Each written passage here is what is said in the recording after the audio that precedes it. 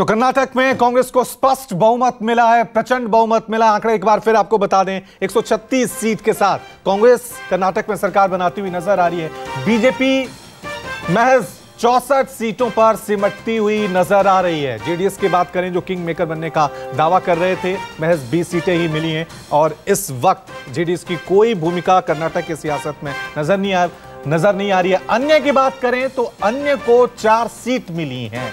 हालांकि अब साफ तौर से कर्नाटक के इस चुनावी नाटक का जो क्लाइमैक्स, आखिरी अंजाम, वो आपके सामने हम पेश कर रहे हैं कि किस तरह से कर्नाटक में स्पष्ट और प्रचंड बहुमत से कांग्रेस सरकार बनाती हुई नजर आ रही है। 136 सीटें अभी जो रुझान आए हैं उसके मुताबिक कांग्रेस जीतती हुई नजर आ रही है। बीजेपी का जो दावा था कि हम दोबारा सरकार बनाएंगे, वो दावा खोखला साबित हो रहा है। महज 64 सीट यानी बहुमत से बहुत दूर है। बहुमत का आंकड़ा होता है 113 और कांग्रेस को मिली हैं 136 सीटें। तमाम मेहमान हमारे साथ बने हुए, चर्चा हम कर रहे हैं राष्ट्रीय परिप्रेक्ष्य के लिहाज से भी और कर्नाटक के लिहाज से भी।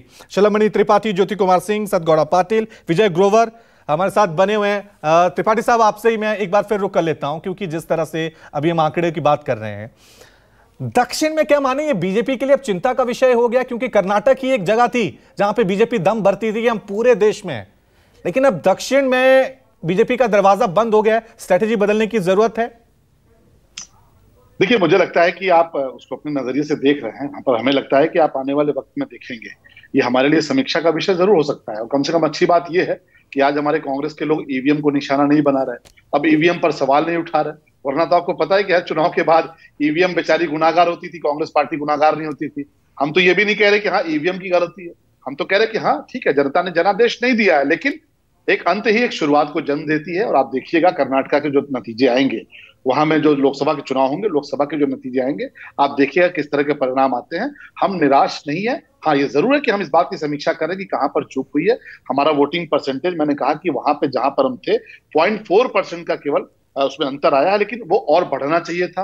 क्यों नहीं बढ़ पाया? कहाँ कमियां रही? कहां पर हमसे चूक हुई? कहां पे रणनीतिक चूक हुई?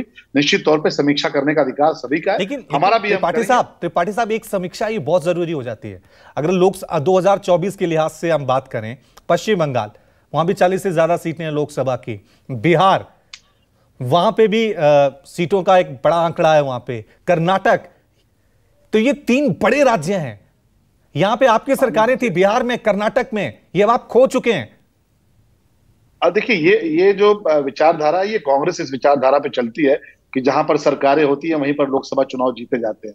हमने ये उदाहरण प्रस्तुत किया है। 2012 में उत्तर प्रदेश में समाजवादी पार्टी की सरकार थी और 2014 में उत्तर प्रदेश में 73 सीटें आई भारतीय जनता पार्टी की, और समाजवादी पार्टी जो 2012 में 222 सीटें लेकर आई थी, लोकसभा के चुनाव में एक इनोवा पार्टी में तब्दील हो गई। केवल 5 के 5 एमपी उनके चुनाव जीत पाए थे। अगर आपको याद हो तो 2012 से लेके 2014 में ये फर्क आया था। और हमें पूरा विश्वास है कर्नाटक की जनता का आशीर्वाद भारतीय जनता पार्टी के साथ रहा है भी। और मैं इसके लिए बहुत कन्विक्शन के साथ कहता हूं कि अगर आप वोट परसेंटेज, जो वोट शेयर हमारा भारतीय जनता पार्टी का है, उसमें आप देखेंगे तो मार्जिनल उसमें अंतर आया है, तब जबकि हम 5 साल की सरकार चला के आए हैं। एक एंटी इनकम्बेंसी स्वाभाविक चीज होती है, उसके बावजूद जो हमें आशीर्वाद जिन्होंने दिया 2018 में, उन्होंने आज भी आशीर्वाद दिया है। हम उसको बढ़ाने का प्रयास करेंगे। और निश्चित तौर पे आप देखिएगा कि जो उदाहरण हमने दिया है ना कि 2012 में भले समाजवादी पार्टी एक थंपिंग मेजोरिटी से जीत के आई थी, लेकिन 2014 में वो 5 सीटें जीत पाई केवल। आप देखिएगा लोकसभा चुनाव में ठीक है, बिहार हुआ।